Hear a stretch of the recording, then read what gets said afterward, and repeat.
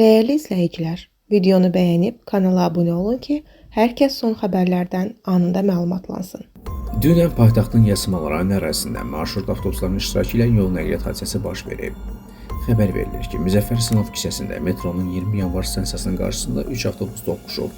Belə ki, Baku-Basa məxsus olan 14 saylı xəttin BD, 194 saylı xəttə məxsus olan King Long və 159 saylı xətt üzrə işləyən Isuzu markalı avtobuslar bir-birinə çırpılıb.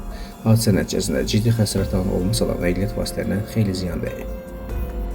Bərdə rayonunda bir nəfərin ölümlə nəticələnən ağır yol nəqliyyat hadisəsi baş verib. Xəbər verilir ki, hadisə Yevlax-Bərdə magistral yolunun rayonun Gərəni kəndi ərazisindən keçən hissəsində baş verib. Belə ki, hərəkətdə olan Mercedes markalı avtomobil Vaz 2106 markalı maşınla toqquşub. Nəticədə Sadiq Sadiqov qeydiyyat şəxsidir, hadisə yerində ölüb. Digər şəxslər Eydullah Eymullayev və Əhmədov Əhməd müxtəlif dərəcəli bədən xəsarətlərlə Bərdə rayon mərkəzi xəstəxanasına yerləşdiriliblər. Faktla bağlı araşdırma aparılır. Qeyd edək ki, ad soyadlar şərt idi.